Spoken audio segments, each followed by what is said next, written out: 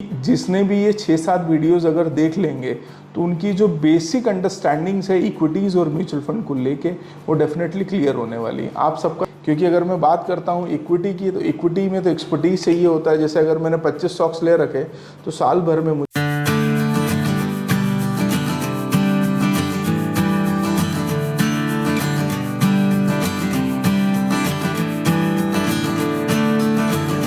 नमस्कार, मैं मनदीप सिंह शासन आप सबका स्वागत करता हूं मेरे YouTube channel Pratyush FM services में।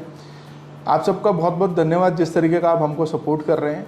और हमने एक सीरीज़ स्टार्ट की है, वो सीरीज़ का नाम है या वो कोर्स का नाम है म्यूचुअल फंड और SIP for beginners to attain financial freedom.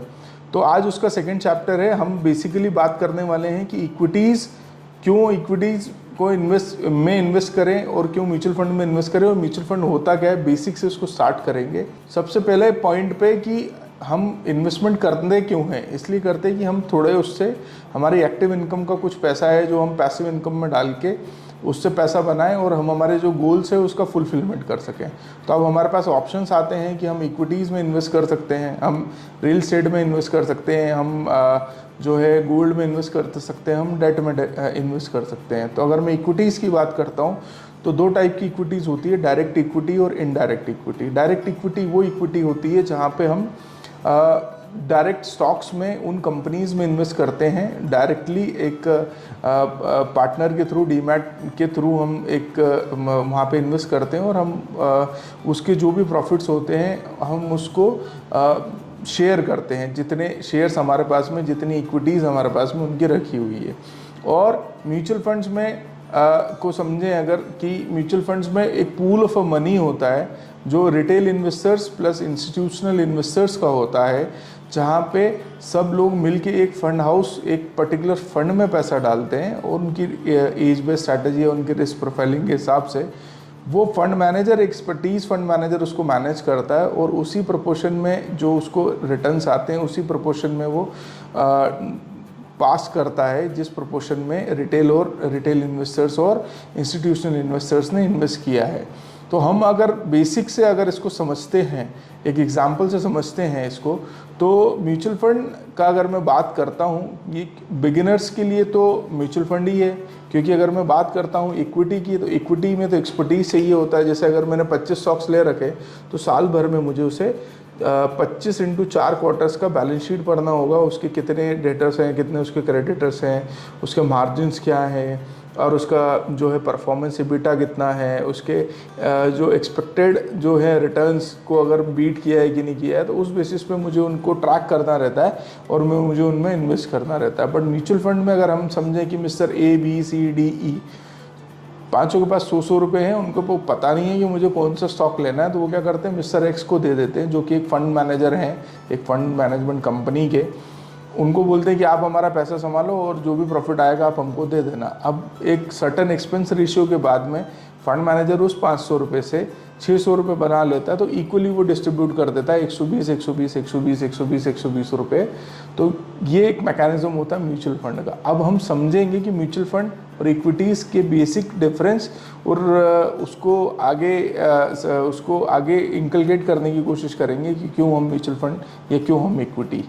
तो बेसिकली हम डेफिनेशन से, जैसे इक्विटीज़ की हम डेफिनेशन देखते हैं तो equity investments indicates partial ownership in the company. जिससे मैंने बताया जितने शेयर्स हम लेते हैं उतना हमारा जो है ओनरशिप हो जाती है उस कंपनी में। म्यूचुअल फंड्स में इन्वेस्टर इन्वेस्ट करता है एक पूल्ड फंड में और वो एक वेरियस सिक्योरिटीज़ में इन्वेस्ट होता है। वो डेट में भी हो सकता है, स्मॉल कैप्स, मिड कैप्स और लार्ज कैप्स में हो सकता है। अब रिस्क पॉइंट पे अब हम डिस्कस करते हैं तो हायर रिस्क है। जैसे मैंने बताया कि 25 कंपनी अगर मैंने इन्वेस्ट की हुई है तो उसको मुझे 4 बार उसकी बैलेंस शीट्स पढ़नी पड़ेगी एक साल में, तो मुझे 100 बैलेंस शीट्स पढ़नी पड़ेगी। उसका रिस्क और रिटर्न्स की अगर बात करते हैं तो रिस्क भी ज़्यादा है और उसका रिटर्न्स भी ज़्यादा है।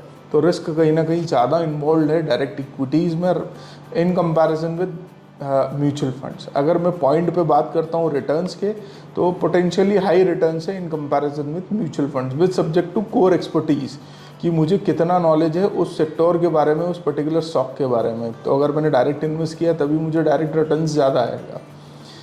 अब डाइवर्सिफिकेशन की हम बात करते तो लिमिटेड डाइवर्सिफिकेशन है। फॉर एग्जांपल अगर मैं बात करता हूँ, मैं एसआईपी 500 रुपये से भी स्टार्ट कर सकता हूँ, बट मैं 500 रुपये का जैसे मैंने large and mid cap category का एक स्टॉक ले लिया, तो मैं पूरी लार्ज कैप कंपनीज का एक्सपोजर ले लेता हूँ, मिड कैप कंपनीज का एक्सपोजर 500 रुपये में या 1000 रुपये में ले लेता हूँ।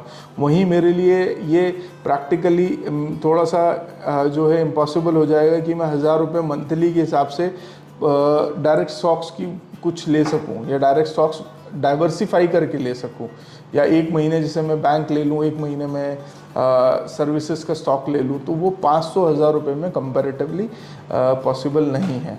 और वही बात करते हैं मैनेजमेंट की, तो मैनेजमेंट तो इंडिविजुअल इन्वेस्टर ही मैनेज करता है, मुझे कौन से स्टॉक्स में एंटर करना है, कौन से स्टॉक में से बाहर आना है, ये इंडिविजुअल इन्वेस्टर करता है इक्विटीज़ के पॉइंट पे। और म्यूचुअल फंड में यूजुअली जो होता है फंड मैनेजर उसको मैनेज करता है, जैसे मैंने बताया।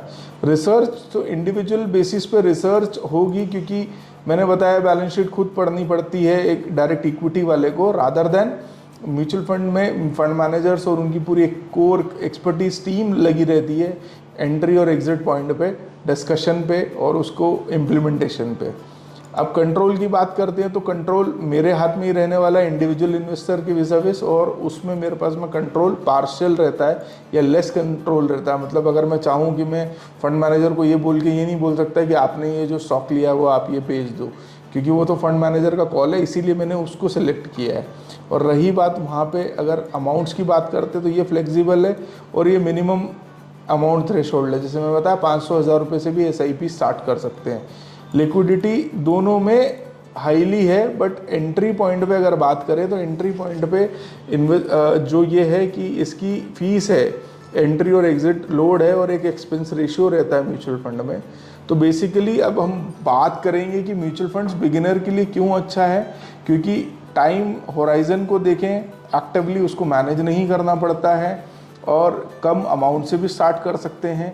एक core expertise mutual fund managers जो हैं वो लेके आते हैं, तो उससे हमें थोड़ा सा कंफर्टेबल पोजीशन पे रहते हैं, क्योंकि डायरेक्ट खुद इन्वेस्ट करें और विज़ाविज़ एक कोई एक्सपीरियंस उससे इन्वेस्ट करें।